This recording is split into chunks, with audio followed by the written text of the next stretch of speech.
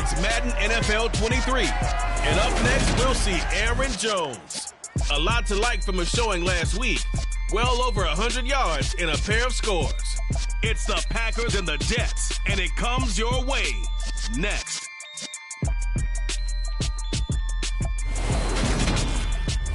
This place first opened way back in 1957. We are inside legendary Lambeau Field here in Green Bay.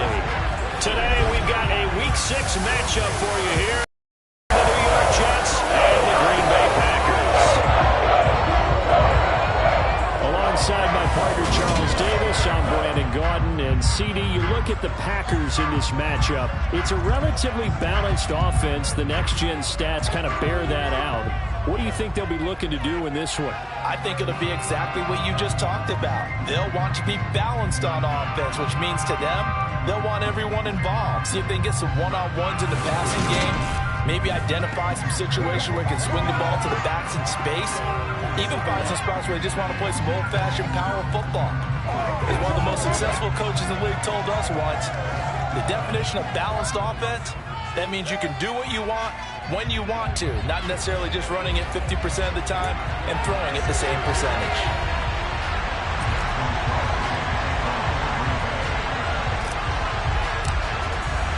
Set to go now in Week 6 of the NFL season, and we are underway on EA Sports.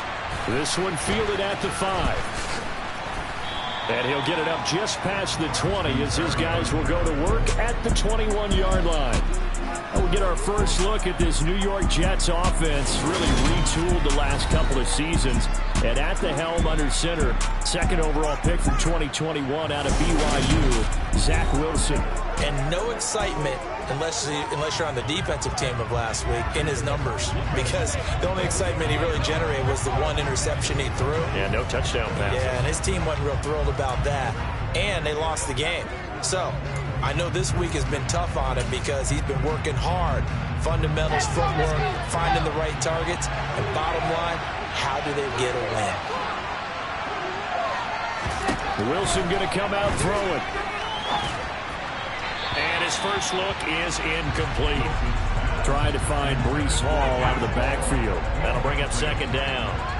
Well, CD, you see some of the injuries that have popped up for this franchise, and obviously hoping to get these guys back sooner rather than later.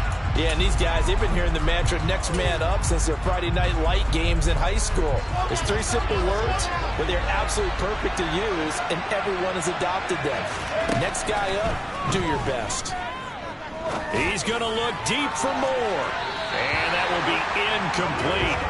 Trying to dial up the long way out there, but it'll be third down. So now early 3rd and 10 here on their opening drive. Out of the gun, here's Wilson. And that is intercepted on the sideline. Wait, no. They'll say no. It was caught out of bounds. So this is just an incompletion here.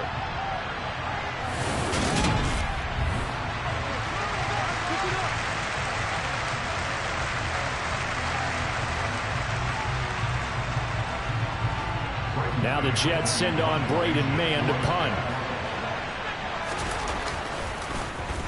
He punted 4 times in the loss last week as he gets this one away here. It's taken to the 26. Found good room to run there. Returns at 14 yards. And it'll be Packer football here. First down and 10. Time to meet the Green Bay offense, and the player in charge of it, first rounder from the 2020 draft out of Utah State, Jordan Love. And at the start of Jordan Love's NFL career, he had one of the best seats in the stadium watching Aaron Rodgers work. But now he's looking for more than that. Rocket arm, big play potential, and he wants to show this organization that he's capable of being a dependable starter for the foreseeable future.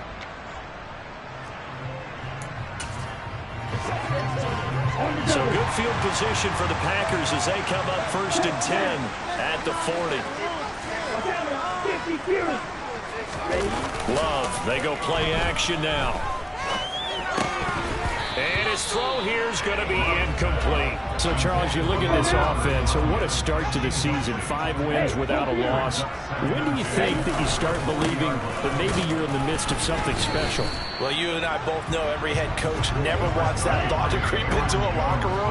But the truth of the matter is, not quite at this time, because if we look at the Steelers in 2020, they're a great example. Remember, they started 11-0, then lost 5 of 6 and went out in the first round.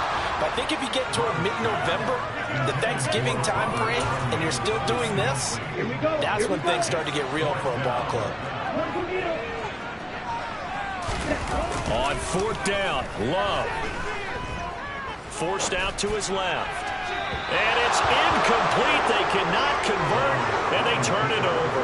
So certainly an interesting call there to go for it. And that will force a turnover on downs.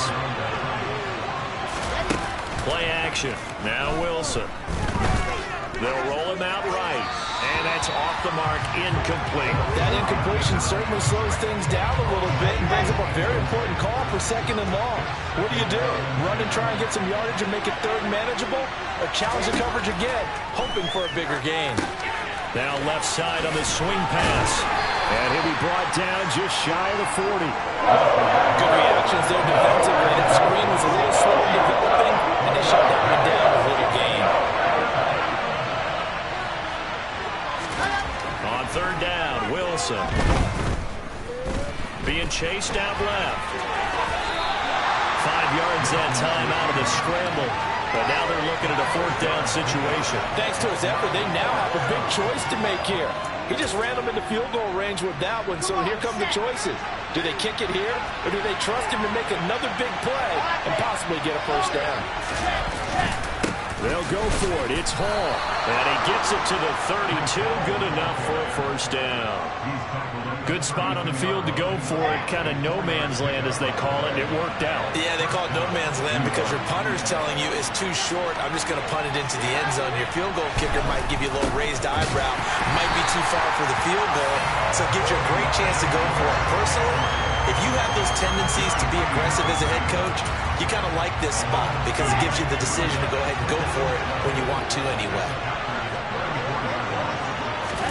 On 2nd and 12, Wilson. And he can't find anywhere to go with it. And he goes down.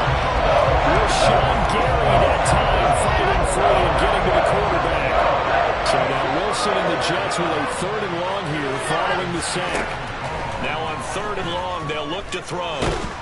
And pressure coming, and they got him once again. It's Preston Smith. He gets the sack there. On 4th down, punt coming from Braden Mann. And he gets it away, a directional kick going toward the sideline. And this will depend on the spot as it sails out of bounds. And they'll say it sailed out at the 10-yard line.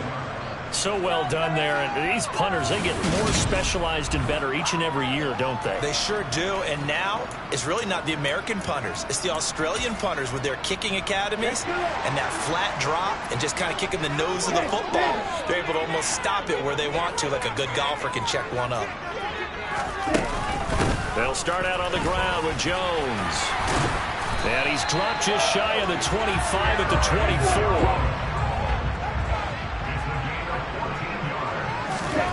Off the play fake, Love.